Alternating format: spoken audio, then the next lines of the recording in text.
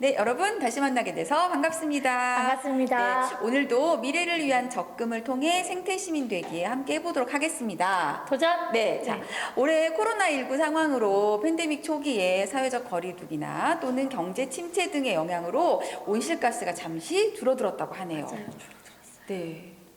저는 무악산이 너무 아름답게 보여서 행복한 하루하루를 보냈습니다. 네, 맞아요. 그런데 자, 거기서 마무리가 한 게 아니고요. 네. 안타깝게 최근 다시 대기 중에 온실가스 농도가 증가하고 있고요. 이와 더불어서 지구의 온도 또한 사상 최고치를 갱신했다고 합니다. 네, 맞습니다. 네, 단순히 온도가 올라갔다라고 생각하시기보다는 그로 인해서 발생하는 여러 가지 기상이변이 무엇인지를 살펴보시면 좀 도움이 되실 것 같습니다. 네, 맞아요. 네, 혹시 문지연 선생님, 네. 우리가 선생님 알고 있는 기상이변? 저 기상이변은 가장 좀 지금 방금 생각난 거는 호주의 산불이 좀 많이 기억에 남는데요. 그렇죠. 저는 이제 동생이 호주에 살고 있어가지고 네. 더 그 뉴스를 좀 봤던 것 같은데 네. 호주 산불로 인해서 코알라가 막 아파 있는 모습을 보니까 좀 마음이 너무 아팠던 기억이 나는데 네. 그 불이 끊이지 않고 계속 나니까 좀 되게 무서웠어요. 네. 그리고 심지어 동생이 살고 있는 지역도 멀리 떨어져 있음에도 불구하고 연기로 막 가득하게 자욱하게 있었고 이래서 제가 그냥 한국에 들어와 살면 어떻겠니? 라고 하는 얘기를 좀 했었던 기억이 나요. 네, 저도 호주에 갔을 때 너무 자연환경이 좋아서 진짜 이 나라 살고 싶다 이런 네. 생각을 했는데 네. 또 의외로 이렇게 기상이변으로 여러 가지 문제가 있었군요. 네. 자, 호주뿐만이 아니고 중국에서도 있었지요. 네, 맞아요. 네, 중국에서는 네. 저는 실제로 이 댐이 무너진다고 했을 때 그런 뭐 다양한 시뮬레이션 같은 걸 했던 기억이 나요. 네. 근데 이제 거기에 상해에 있는 원자력 발전소가 물에 잠길 수 있는 것까지도 나오더라고요. 네. 우리가 후쿠시마를 경험했잖아요. 네, 그렇죠. 많이 걱정이 됐어요. 네, 샨샤댐 네. 때문에 저도 막 양쯔강 범람하면 네. 사실 해수의 그 농도 염도가 줄어든다라는 얘기들 들었긴 했었는데 저는 올해 6월에 서울의 온도가 38도로 올라가서 뭐 유례 없이 폭염이다라고 했는데 우리나라의 온도뿐만이 아니고 극지방에 있는 그 시베리아의 베르오얀스크라고 하는 지역이 올해 6월에 온도가 38도라는 네, 폭염에 시달렸다고 맞아요. 합니다. 네, 보셨죠? 네, 봤습니다. 뭘 보셨어요? 그거요. 비키니요. 네네네. 그분들이 호수가 녹아가지고 네. 호수에서 수영하시는 모습. 근데 네. 되게 좀 새로운 모습이긴 했어요. 그분들한테는 정말 새로운 네. 경험이셨겠죠. 네. 항상 얼려있는 곳이었는데. 자, 이게 뭐 비단 호주 또는 중국 아니면 뭐 시베리아 영향뿐만이 아니고요. 올해 우리나라에도 기상이변이 굉장히 많았습니다. 네, 혹시 맞아요. 기억나는 거 있으세요? 당연히 있죠. 네. 우리 올해 정말 이 비는 장마가 아니다. 네. 기후위기다. 네, 뭐 이런 맞아요. 얘기 나왔었잖아요. 맞습니다. 장마에 대한 이야기가 좀 생각이 제일 많이 나는 것 같아요. 네. 그래서 막 전주천이 네. 범람할 것 같은 느낌에 네. 범람도 물론 했지만 네. 집에서 봤는데 전주천이 막 비가 오는데 범람할 것 같아서 되게 위협적인 그 모습을 봤을 때 네. 이 비가 심상치는 않구나라는 생각 되게 많이 했어요. 네. 혹시 오늘 올해 장마가 몇 일 동안인지 혹시 기억나세요? 한 달 넘었던 것 같아요. 네, 올해 장마가 정말 한 달 넘게 54일의 최장기 장마였답니다. 네, 맞아요. 자, 이렇게 긴 장마로 여러 가지 피해도 많이 입었죠. 근데 중요한 건 우리가 알고 있는 이런 이상 기후가 이제는 뭐 국지적으로 어느 국가에서만 일어나는 게 아니고 정말 다양한 곳에서 일상에서 일어나고 있다는 걸 생각해 보시면 기온이 올랐다 또는 뭐 지구의 뭐 이산화탄소가 농도가 증가했다라는 것과 충분히 이해가 되실 것 같습니다. 저는 이제 아까 앞서서 말했던 것처럼 평균 온도가 올랐다고 이야기를 하시는데 네. 평균 온도가 올라가면 기후 위기가 되는 거죠. 몇 네. 도가 도대체 오른 거예요? 네, 산업혁명 이전에 그러니까 지구의 전체 평균 온도가 15도 정도였대요. 네. 산업혁명이 이제 생기고 이 이후에 인간의 활동들이 지속적으로 증가하면서 지구의 평균 온도가 지금 현재 1.1도까지 올라서 네. 16.1도 정도 된다고 합니다. 그니까요. 아까 지금 이제 1.1도 올랐다고 했는데 그 1.1도로 인해서 장마, 산불, 그다음에 그렇죠. 기후변화 등등이 이제 일어나는 건데 또 그 외에도 다른 이야기가 또 있을 수 있을까요? 좀 전에 말씀드린 것처럼 기상이변이라고 하는 것도 있지만 온도가 지속적으로 올라간다 하면 극지방은 어떻게 될까요? 극지방은 얼음이 녹죠. 그죠. 아까 시베리아의 네. 그 호수에서 수영하고 계신 것처럼 네. 따뜻한 따뜻해지고 빙하가 녹겠죠. 전체적으로 빙하가 녹는다는 것으로 인해서 해수면의 고도가 꾸준히 상승한다라고 볼 수 있습니다. 남극의 빙산이 다 녹게 되면요, 해수면이 78m나 상승한대요. 그러니까 73m 상상이 안 가는 그죠. 수치예요. 네네. 그리고 그린란드의 빙산만 녹아도 해수면의 높이가 6.5m 정도 상승한다고 합니다. 그러니까 섬나라는 다 잠기는 건가요? 그렇죠. 그렇게 볼 수 있겠습니다. 네, 해수면의 상승이라고 하는 건 일부 섬나라뿐만이 아니고 해안 지역에도 물에 잠길 위험이 있다라고 볼 수 있어요. 네. 우리나라 경우에도 해수면이 1m만 상승해도 서울의 1.6배 면적이 침수된다는 보고가 있습니다. 네, 맞아요. 네. 있었어요. 네, 그렇죠. 근데 더 중요한 건 최근 들어서 해수면이 꾸준히 상승하고 있는데 그 폭이 연 5mm씩 상승한다라는 보고서가 있었거든요. 그러니까 5mm면 네. 되게 낮은 수치 아닌가요? 그죠. 엄청 작아 보여서 뭐 이 정도쯤이야 생각하시겠지만 실제 이것들을 전체 수량을 비교해 보면요. 아마존 강의 전체 수량을 3개월 동안 바다로 보낸 해수의 양이라고 합니다. 그러니까 아마존 강이 우리가 작은 강은 아니죠. 그렇죠. 많은 양인데? 네. 생각보다 많은 네. 양이. 근데 더 중요한 지점은 네. 5mm라고 하는 아주 작은 양의 해수면이 상승하지만 그 해수면의 상승 폭이 점점 증가하고 있다라고 하는 측면에서 우리가 좀 더 들여다볼 필요가 있지 않을까 생각이 듭니다. 그럼 선생님 저는 궁금한 게 있어요. 네. 온실가스의 농도의 변화가 네. 그다음에 해수면의 상승과 연관이 있는 것 같은데요. 네, 네. 저 이제 이런 얘기 좀 많이 들었던 것 같아요. 빙하, 얼음이 녹는다. 그래서 북극곰이 이제 먹이 활동이 어려워서 네. 멸종 위기종이 된다. 네, 막 이런 네. 얘기도 봤던 기억이 그렇죠. 나는데요. 네. 이게 좀 많은 연관성이 있는 거네요. 네, 그렇다고 할 수 있겠죠. 네. 네. 그렇군요. 저는 이제 궁금한 게 또 네. 이렇게 얘기하니까 또 궁금한 게 많아지는데 네, 네. 온실가스, 그다음에 지구 온난화, 그다음에 기후 변화 이런 얘기들을 학교에서 저는 배웠던 것 같아요. 아, 그래요? 네, 초등학교 때. 아. 선생님 혹시 언제쯤? 글쎄요, 저희 때는 뭐 기후 위기나 기후 온난화, 지구 온난화 뭐 그런 얘기들은 거의 배워본 적이 없었던 것 같거든요. 이게 지금 세대 차이인 거죠, 선생님? 세대 차이요? 아, 네.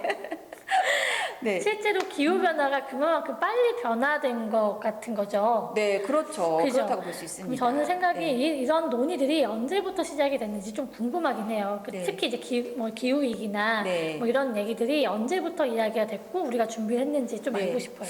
네, 아마 제가 학교 다닐 때 배우지 않았다라고 한다는 건 그만큼 그때 기후 변화에 대한 어떤 논의들이 많지 않지 않았을까 싶습니다. 네. 온실효과라고 하는 개념을 제일 처음 발견한 분은 지금으로부터 200년 전에 1822년 프랑스의 물리학자 요세 푸리에라는 학자랍니다. 네. 자, 그분은 지구의 대기에 의해서 태양열이 머물게 되면 지구의 온도가 태양에서 오는 에너지보다 높을 거다라고 네. 하는 이론을 제시했고요. 네. 자, 이 학자의 이론의 바탕으로 기후 변화 네. 또는 온실가스라는 단어를 최초로 사용한 과학자는 1903년에 노벨 화학상을 받은 분이에요. 그러니까 노벨상 받아야 되는. 네네, 그렇죠. 네, 스반테 아레니우스라고 하는 스페인 학자분이신데요.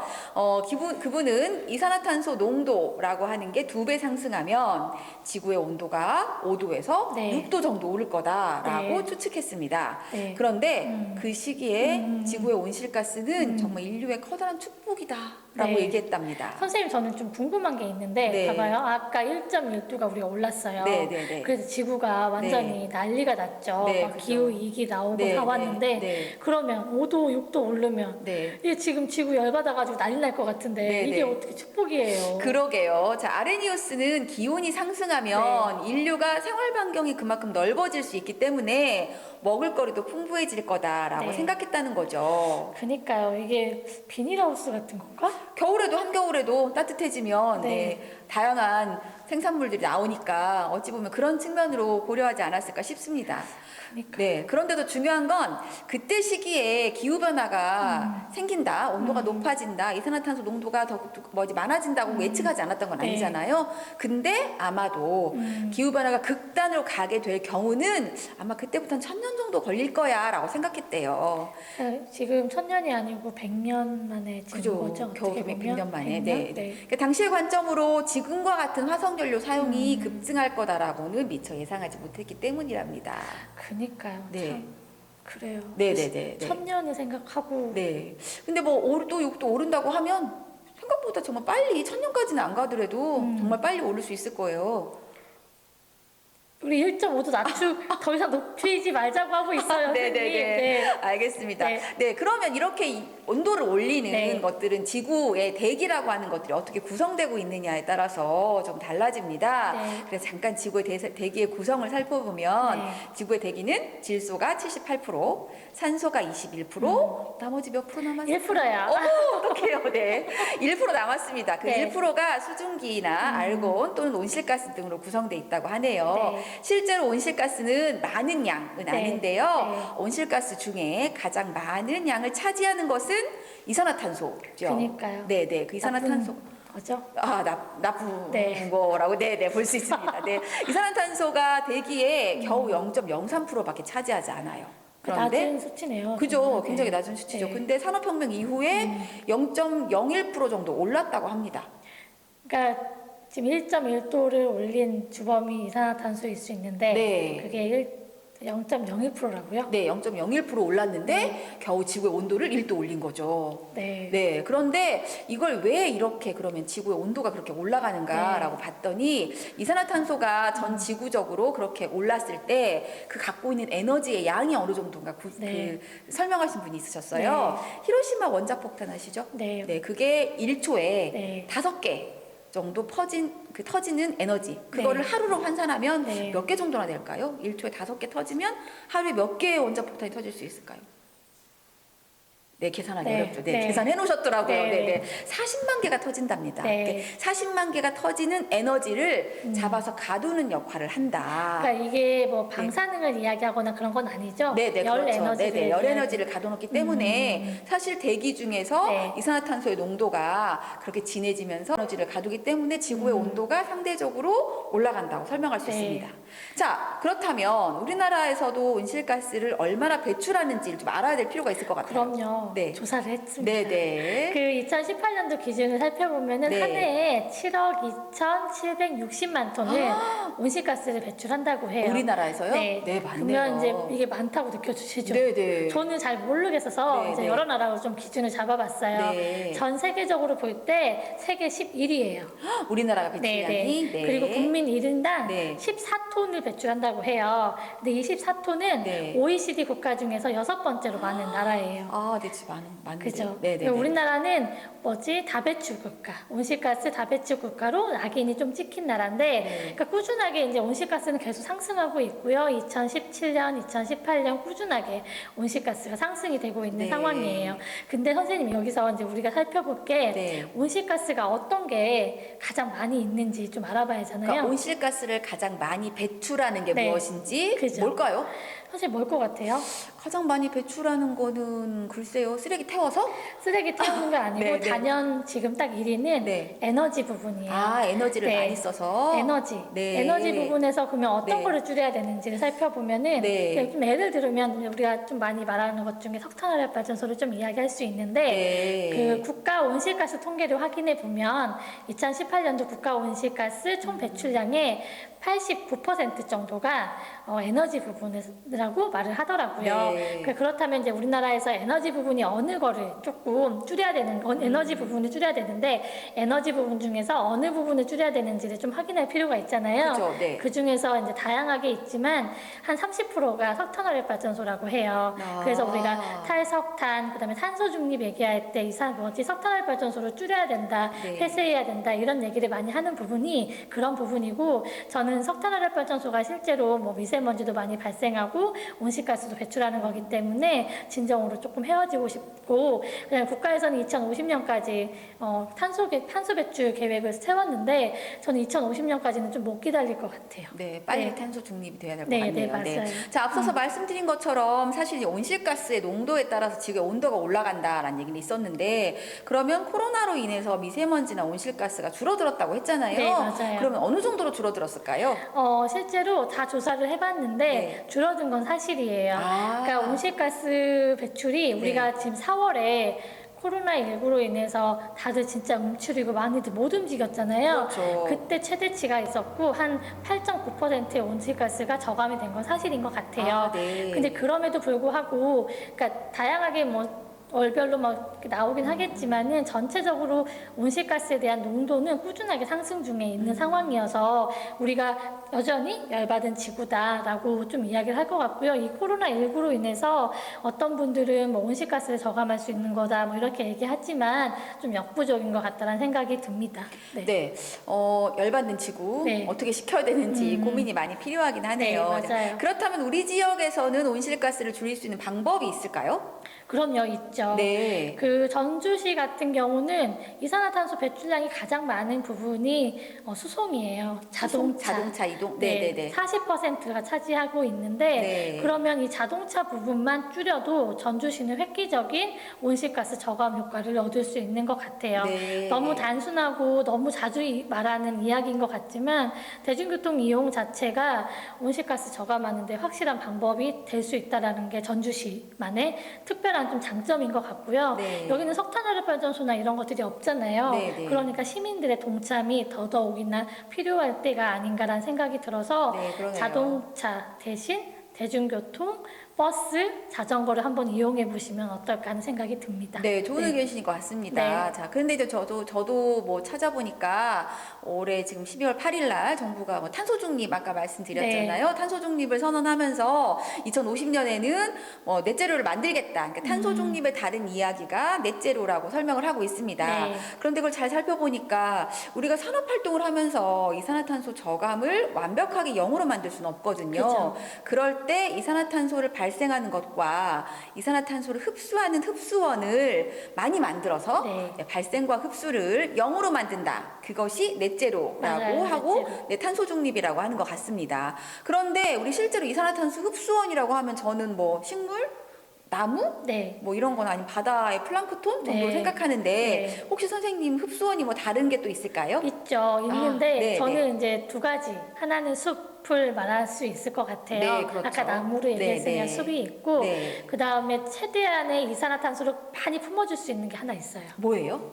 습지입니다. 아, 습지요. 네. 그러니까 우리가 습지를 왜 보존해야 된다, 보존해야 네, 된다 네. 하잖아요. 네. 습지 말고 거기 땅으로 만들면 되지 했을 때 네. 이산화탄소를 흡수하거나 그 다음에 지구의 오염원을 흡수하는 게 습지밖에 없거든요. 네. 그래서 이 습지를 잘 보존해야 된다라는 얘기를 저는 꼭 해주고 싶네요. 네, 그렇습니다. 사실은 이제 인간이 함께 살기 위해서는 다양한 그 지구의 생명체들과 또는 갖고 있는 자연환경들과 같이 살 수 있어야 된다라는 측면에서 굉장히 도움이 되는 이야기인 것 같습니다. 네. 자, 문지연 쌤이 제안하신 것처럼 오늘 하루 대중교통을 좀 이용해 보는 것도 네. 굉장히 좋은 일인 것 같고요. 그럼 네. 그것이 바로 탄소 저감 활동, 넷제로로 가는 활동이 네. 아닌가 싶습니다. 여기서 넷제로를 잠깐 이야기하기 전에 네. 오늘 이제 네. 문재인 대통령이 네. 발언 어저께 했던 것 같아요. 네. 뭐 다른 여러 가지 이야기도 있지만 더 네. 늦기 전에라는 2050을 이야기를 했는데요. 아, 더 늦기 전에? 아, 네. 네. 그래서 더 늦기 전에 대중교통을 이용해야 될 것 같고요. 네. 더 늦기 전에 습지 보호해야 될 것 같고요. 네. 더 늦기 전에 온실가스 저감 확실하게 탈석탄 해야 된다라는 거 운동가 같네요. 네, 역시 환경운동가이십니다. 네. 네, 생태시민이 되고자 한다면 네. 더 늦기 전에 꼭 함께 하시면 좋겠습니다. 네. 너무 강제적인가요? 아니요, 아닙니다. 아, 그렇죠? 대중교통 네. 어렵나요? 어렵죠. 네네네. 그렇지만 오늘도 여러분과 함께 미래를 위한 적금 더 늦기 전에 넣었습니다. 땡그랑 네, 좋습니다. 자, 네. 뭐든 처음이 어려울 것 같습니다. 이제는 우리가 모두 적극적으로 나서야 될 때라는 거 잊지 않으셨죠? 더 늦기 전에. 네. 매일 우리 아이들의 미래를 위한 적금 잊지 않으시길 바라겠습니다. 여러분, 꼭이요.